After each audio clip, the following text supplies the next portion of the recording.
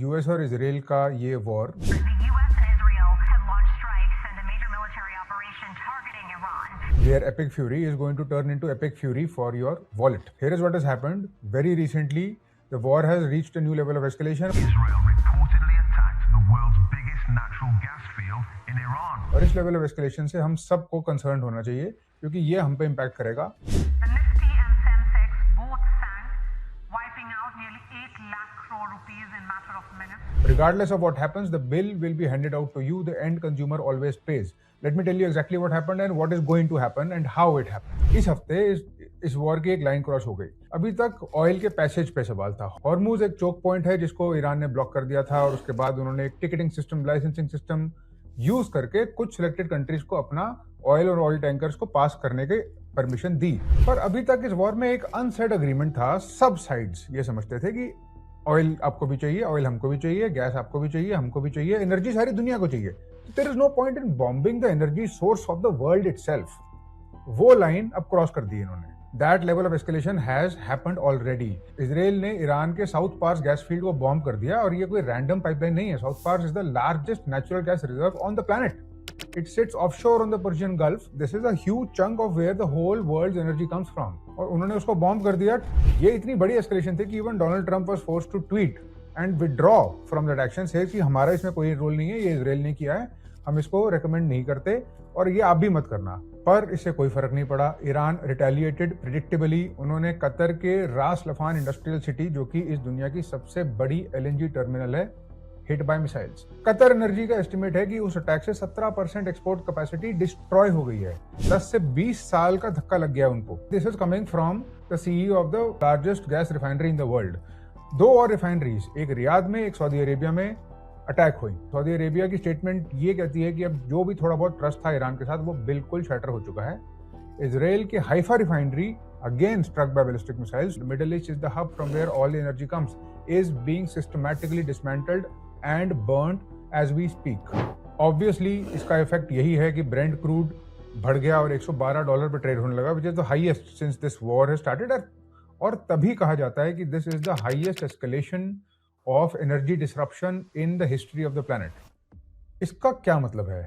इसको समझने के लिए हमको लेवल्स ऑफ डिसरप्शन समझने चाहिए. 3 तरीके के लेवल ऑफ डिसरप्शन हो सकते हैं. Transit disruption, production disruption, refining disruption. Transit disruption is कि हॉर्मुज को शट कर दिया गया और शिप्स पास नहीं कर सकते बट सोर्स इंटैक्ट है. प्रोडक्शन डिसरप्शन, गैस फील्ड और ऑयल फील्ड्स अपने आप they are being hit. Refining disruption का मतलब the refineries that turn the crude oil into usable products is under hit. This is the largest supply disruption in the world that has ever seen. But let us come to crude oil and what is the secret of this crude oil? Why is there such a big deal about it? What is the fuss? Why will it hit your wallet? Why is the world worried? Why is Donald Trump afraid? Here is what's going on. And here is a brief explainer of what you need to know. Crude oil is deep underground. It is trapped in porous rocks. ये बहुत thick, viscous, dark, almost star-like liquid होता है और अपने आप में it is absolutely useless. आप उसको अपनी गाड़ी में नहीं डाल सकते. पर जैसे ही आप वो एक रिफाइनरी में उसको हीट करना स्टार्ट करते हो, जादू होना स्टार्ट हो जाता है. क्रूड ऑयल के साथ नेचुरल गैस भी निकलती है. This is gas which is trapped in the rocks underneath the earth. In the middle of this uncertainty I want to take a minute to talk about personal uncertainty in our lifes. अगर geopolitics में, international arena में और पूरी दुनिया में इस level के changes हो सकते हैं, तो obviously we should realize that nothing can be taken for granted. Let the global powers do what they do when it comes to normal people like us. The only option we have is to save our downside.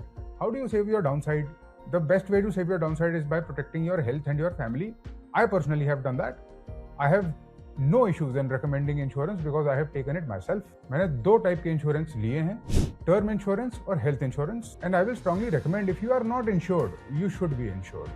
अगर LPG prices, gas prices, health prices, even the prices of paracetamol, as we have seen, can increase, uncertainty cannot be ruled out ever in our life. The platform that I recommend for insurance is Ditto. Why? Because number 1, Ditto is backed by Zerodha, so we can rely on them. Number 2, insurance normally बहुत daunting होती है. There are so many plans, so many different caveats and so much detail in them that it was hard to navigate. Ditto helps you navigate. That's the good thing about them. The third thing is that they do not spam you. What you can do is do a call with their IRDAI certified counselor and have a detailed conversation about which plan works for you, which doesn't work for you, what will be your premium, etc. etc. But I think the most important thing about them is they will help you in claims. जब actually में आप hospital में या किसी जगह पे insurance claim करते हो तो वहां से उस क्लेम का प्रोसेस होना इज अ पोटेंशियल नाइटमेयर. ये हो चुका है बहुत लोगों के साथ. Ditto helps you in that claim also. Now coming back, तो क्रूड ऑयल का एक बैरल रिफाइनरी में जाता है. रिफाइनरी फंडामेंटली एक चीज करती है, उस क्रूड ऑयल को हीट करती है. डिफरेंट टेम्परेचर्स पे डिफरेंट प्रोडक्ट्स निकलने स्टार्ट हो जाते हैं. डिफरेंट प्रोडक्ट्स इसलिए निकलते हैं क्योंकि हर प्रोडक्ट का बॉइलिंग पॉइंट अलग है. सबसे बॉटम पे हाईएस्ट टेम्परेचर पे 350 डिग्री सेल्सियस पे बिट्यूमिन निकलता है. Bitumen is the black stuff जिससे रोड्स बनती हैं. This is also the heavy fuel जिसको शिप्स यूज करती हैं. मिडल में डीजल निकलता है. ये ऑब्वियसली वो फ्यूल है जो जिस पे सारे ट्रक चलते हैं, हैवी व्हीकल्स चलते हैं. Kerosene, jet fuel, also the traditional lighting fuel is obtained in the middle of that heat spectrum. उसके ऊपर पेट्रोल और गैसोलीन, आपकी गाड़ी, आपके auto, your Ola ride, everything. और सबसे ऊपर नैफ्था, जिसके बारे में ज्यादा जानकारी नहीं है, but this is absolutely critical. It is the most important product for our daily lives. Naphtha is the raw material for the entire petrochemical industry. And at the very top जो सबसे light होता है is LPG, liquefied petroleum gas, propane and butane. This is your cooking gas cylinder. तो एक crude oil के barrel से, जिसमें 160 litre लगभग होते हैं, you get petrol, diesel, jet fuel, LPG, road material, ship fuel, and of course the material for every single plastic and synthetic product of our lives. Let us go deeper into this naphtha that I just mentioned and see how it relates to our everyday life. Naphtha जब निकलती है तो it goes into a steam cracker. This is a massive industrial furnace. It breaks it down into basic chemical building blocks, जो कि 4 chemicals हैं: ethylene, propylene, butadiene और benzene. ये 4 chemical जिसके बारे में शायद आपने ना सुना हो, these are the foundations of our modern life. Almost everything we use comes from these chemicals. Polyethylene, basically plastic. Everything plastic around you. Plastic bags, cling wraps, water bottles, milk pouches, shampoo bottles, detergent bottles, you name it. It is the source of all the plastic that is produced in the world, all coming from oil. Second, polypropylene. ये आपके food containers, bottle caps, yogurt cups, medical syringes, आपके गाड़ी के interiors propylene से बनते हैं. Benzene, this branches into 2 critical directions. Benzene से निकलता है नायलन और पॉलिएस्टर. आपने शायद पॉलिएस्टर के कपड़े पहने हो. इनफैक्ट पैरासिटामोल, जब आपको बुखार होता है आप पैरासिटामोल खाते हो, यू टेक योर डोलो 650 और whatever, your Crocin, these are your basic fever medicine. This is synthesized from a chemical chain जो कि क्रूड ऑयल से स्टार्ट होती है. Butadiene, synthetic rubber, tires, every vehicle on the road, every shoe sole, every rubber glove, every conveyor belt. But that's just the start. You know what else comes from it? The toothpaste tube, HDPE plastic, detergents, surfactants that are derived from petrochemicals. आपकी दीवारों का paint, petrochemical solvent and resin which is used. जो आप जिस pen से हम लिखते हैं उसकी इंक पेट्रोलियम बेस्ड सॉल्वेंट्स से बनती है. और अल्टीमेटली इस वॉर का रिजल्ट यही होगा कि वो फाइनल बिल आपको पास ऑन कर देंगे. You will have to pay higher prices. And now coming to India. India के साथ प्रॉब्लम ऑफ कोर्स ये है कि इंडिया बहुत डिपेंडेंट है ऑयल पे. India imports 85% of its crude oil. हम बहुत कम डोमेस्टिकली प्रोड्यूस करते हैं. India imports 60% of its LPG from the source which I just told you has been bombed. We produce some of our refineries, but बिल्कुल भी 32 करोड़ से ज्यादा house holds के आसपास की नीड को कैटर करने के लिए नहीं करते हम. इंडिया के फर्टिलाइजर प्लांट्स जहां पर यूरिया बनता है जो फार्म्स में यूज होता है, also runs on imported LNG. Again Qatar and the Gulf are the sources. No other major economy on this earth is dependent on 1 choke point 1 region more than India. And this is what has already happened. आपने देखा ही होगा LPG cylinders के rate बढ़ गए हैं, commercial cylinders के rate और ज्यादा बढ़ गए हैं, ब्लैक मार्केट में उसके रेट्स बढ़ते चले जा रहे हैं. अभी तक तो गवर्नमेंट ने उसको कंट्रोल करके रखा है, and the government is not allowing that effect to go on to your petrol and diesel prices, but they can't hold it forever. Ultimately burden pass on होगा. गवर्नमेंट ने essential commodities act for the first time for gas deploy कर दी है. Refineries को order करा गया है कि LPG आउटपुट को मैक्सिमाइज करा जाए जितना जल्दी हो सकता है उतना, बट वो सिर्फ 10% ऑफ नेशनल कंजम्पशन के आसपास को कैटर कर सकते हैं. 48,000 kiloliters of kerosene has been released as emergency backup for cooking fuel. Let me describe a day in your life and let me tell you how integrated you are with this war and how you are not dissociated from it. आप सुबह उठते हो, आप brush करते हो, आपकी toothpaste की tube HDPE plastic से बनती है जो कि पेट्रोलियम से आता है, जो कि अब डिसरप्टेड है। टूथपेस्ट कंटेन्स ग्लिसरीन, अगेन ये पेट्रोकेमिकल डेरिवेटिव है। आप एक शर्ट पहनते हो सकता है वो पॉलिएस्टर हो सकता है वो कॉटन पॉलिएस्टर का ब्लेंड हो या कोई सिंथेटिक फाइबर हो, again source is crude oil. आप किचन में जाते हो, आप गैस चलाते हो, वो जो LPG सिलेंडर है, that India import 60% of that gas that you are using. आपका सबसे बड़ा सप्लायर बॉम्ब हो चुका है। Price is already up by 60 rupees. Next hike is going to come and ultimately you will have to pay more.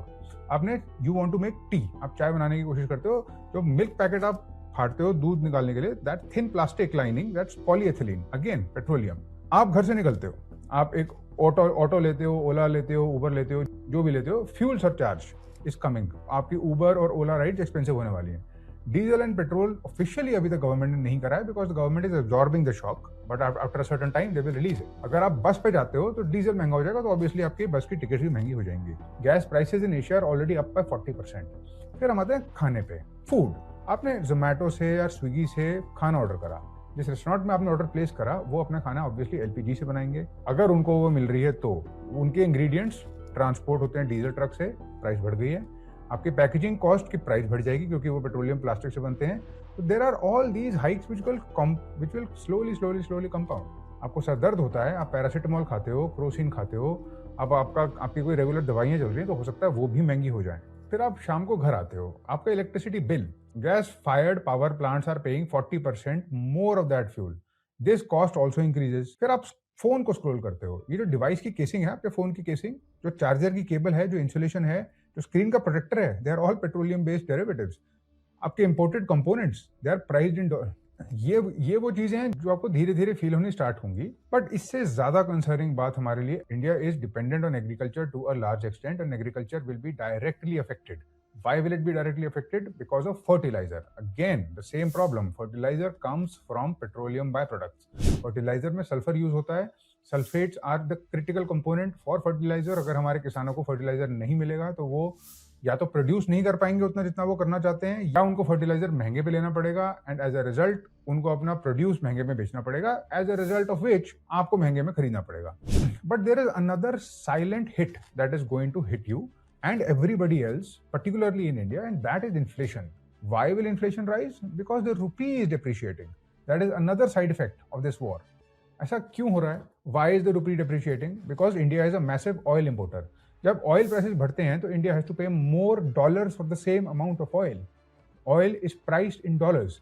और ये हमारा current account deficit wide कर देता है। The gap between what India earns from exports and what it spends, of course, widens. इसका impact interest rates और EMI पे और बैंकिंग पे भी पड़ेगा। RBI was expected to continue to cut rates in 2026, क्योंकि जब RBI रेट्स कट करता है तो बोरोइंग आसान हो जाती है। आप बोरो करके घर पे इन्वेस्ट कर सकते हो, अपने लाइफस्टाइल पे इन्वेस्ट कर सकते हो, या आप होम लोन ले सकते हो। अब ये होम लोन की EMIs बढ़ जाएंगी, कम नहीं होंगी। आपकी सेविंग्स और इन्वेस्टमेंट्स पे फर्क पड़ेगा।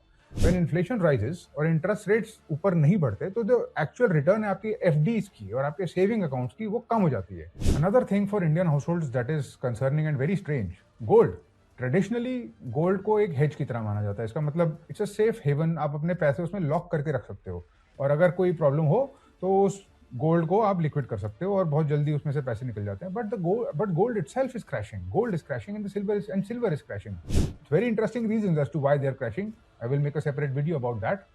But we should know that this cycle is going to turn around, come around and ultimately hit us. तो चाहे जो कंट्री इसमें हारे, जो कंट्री इसमें जीते, एंड कंज्यूमर ही सफर करता है.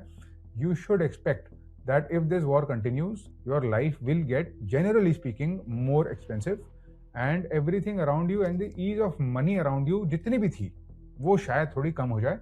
I would recommend strongly to plan your finances smartly, intelligently, and accordingly. Thank you. If you are not insured, you should get insured. हमने आपके लिए डिस्क्रिप्शन में लिंक्स लगा दिए हैं. You can go ahead, book your call with them. You can have a conversation with them, consult with them, talk about your requirements with them, let them suggest what suits you best. Protect your health, protect your family. Hopefully, we see the positive side of uncertainty in life and luck, and not bad luck. But a smart person never rules out bad luck. As they always say, hope for the best, but prepare for the worst. I guess insurance is preparing for the worst. And I think it is necessary preparation for this very uncertain and very strange world that we live in.